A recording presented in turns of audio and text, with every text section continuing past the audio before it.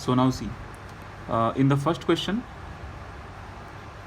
we have they have given as you have this length. Now in this length you are considering one small dx here, and because of this dx you are considering there is an arc, and this red thing is your wire, and on this arc at any angle theta you have to find out your magnetic field. So because of total wire you have to find out magnetic field here. It is very easy. How can you do this? Suppose this is the wire, so find out this angle here and find out this angle here, but only thing is this line should not be like this, this should be a straight line. Okay, so what is your job? Your job is you just find out this length first. So how can we find out this length? This radius is known, this theta is given, so you consider this as hypotenuse and you find out this length, and once this length is known, then the total length is given 6.1 meter. This total length is given 6.1 meter, and then you find out this angle, and then you find out this angle, and then you apply mu naught by 4 pi I by r sine alpha, consider this as alpha, plus sine beta. That's all. You can crack this question. Let me check values are given or not. Current is given 100 ampere. Okay, and what is the magnetic field? Okay, so we can find out the magnetic field. Now see, in next question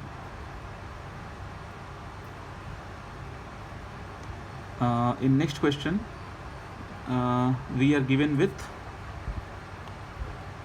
this diagram.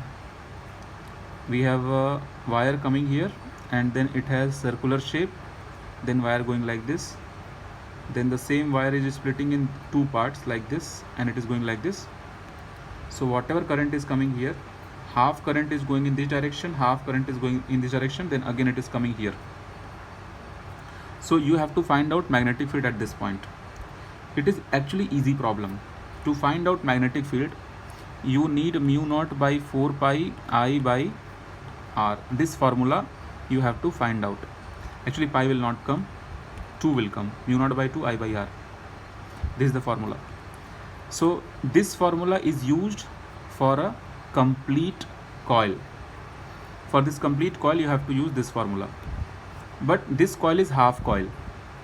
So you understand, because of this wire at this point magnetic field will be 0, because of this wire at this point magnetic field will be 0, because we don't use magnetic field, so we don't have magnetic field on the axis of the wire, only the right side. On in the left side you have the magnetic field, right side left side, right side left side you have magnetic field. Now you understand, because of this wire magnetic field at this point will be inside, so you put cross, but because of this wire magnetic field at this point it will go like this and it will come like this, so will be dot. So the magnetic field is going to be equal and opposite, so the final magnetic field here is going to be 0. So this question is solved. Now we go for another question. In the another question they have given this is straight wire, then this is curved wire, then this is straight wire. See, only two formulas you have to remember. One formula because of a straight line, that formula I gave, mu naught by 4 pi I by r square sine alpha plus sine beta. Everything you should understand, what is sine alpha, what is sine beta, what is I, what is r square, and after that we have to find out at this point what is the magnetic field. So the second formula you have to find out for the circular arc. If you have circle, then on the axis of circle how you will write the magnetic field formula. So that magnetic field is mu naught by 2 I by r. So by using this formula we find out at the center. So if you have half, then it will be half. So you know, if the current will come like this, because it is given in the question, then if the current will come like this, then because of this section of wire at this point you will be having magnetic field, and then that magnetic field will be like, use this formula. So consider only one angle is remaining. So consider only beta is remaining, alpha is 0.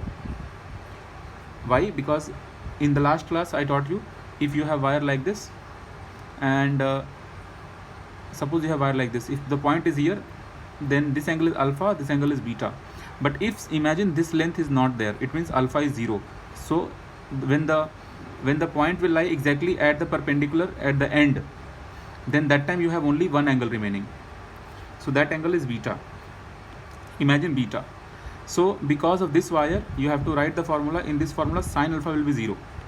So by using the current and by using the distance, you will be getting magnetic field at this point. And you can also see the wire is going like this, sorry, the current is going like this. That current will produce dot effect here at this point. And in the same way, when the current will take turn like this, then this part of the wire will produce cross effect, because both the bodies are having equal distance and equal current from the point. That's why they both will vanish each other. Now only the curve part will be responsible for the magnetic field. Now how the curve part is responsible? Because in the curve part you use this formula. So because of curve part, your magnetic field will be like this. So at this point it will be upward. So point, you will see the point here, and formula you will apply like this for the curve part. And okay, then you have another. Now in another one, it is given like this. You have one like this, one like this, and current is passing like this. So again, at this point, if you are interested to find out magnetic field, then because of this wire no magnetic field, because of this wire no magnetic field, and because of this wire your magnetic field will be like upward. So one dot will be there. Which formula you will apply? Mu naught by 2 I by R and whole divided by 2, because it is half cycle. So only because of this you find out magnetic field at this point. And one extra part is also mentioned there. Only half little curve is given like this. So again, because of this wire at this point no magnetic field, because of this wire at this point no magnetic field. Because remember, in the front of the wire or in the back of the wire you don't have magnetic field. Only in the left side and in the right side you have magnetic field. So again, only the curve is remaining. Only because of this curve you will be having magnetic field. So again you will use direct formula. So now you see, check out the current equation. Current is going like this. So it means this current is producing downward magnetic field, it means cross magnetic field. And this current is making upward magnetic field, it means dot magnetic field. So they will be equal and opposite. So because of the circular wire, because of this wire, you will be having magnetic field B1, and because of this wire you will be having magnetic field B2. So to find out resultant magnetic field, subtract both, like B1 minus B2. That's all. And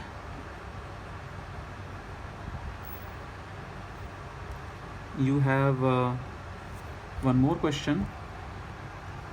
Now see, in this question this kind of diagram is given. So you have to find out magnetic field. Very easy. At this point you have to find out magnetic field. So for this semicircle, again you have separate formula. How the current is going? Current is going like this. Current is passing like this. Now in this entire geometry, because of this length and because of this length, your magnetic field at this point will be 0. So only this part is remaining. So because of this, when magnetic field will be like this, so it means cross. And because of this, again magnetic field will be inside, again cross. So both the magnetic fields you will add. So for this small circle you will be using different radius, and for the bigger circle you will be using different radius. And formula you will use like this: B total is equal to B because of smaller one and B because of bigger one. So mu naught by 4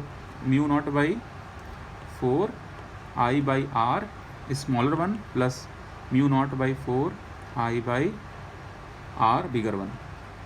That's all. This will be your answer. It means what? You will be able to solve this kind of numerical if you know only 3 tricks. Trick 1, if you have wire, then only in the left side or in right side you will be having magnetic field. So for that purpose you should know the concept of alpha beta and the length R. If you have any wire, then on the front, in the back side you don't have magnetic field. And these 2 tricks over, then you have curve trick.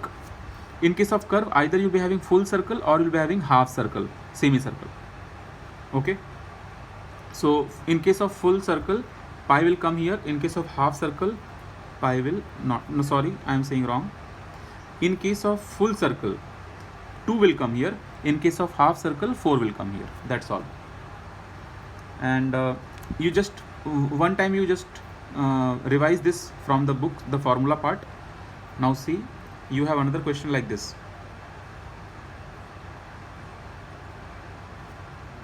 Now see, in this you have one dot here. At this point you have to find out magnetic field. Imagine your current is passing like this. So again, because of this wire, at this point no magnetic field. Because of this wire, at this point no magnetic field. So you will be having the remaining part. Remaining part means the smaller circle.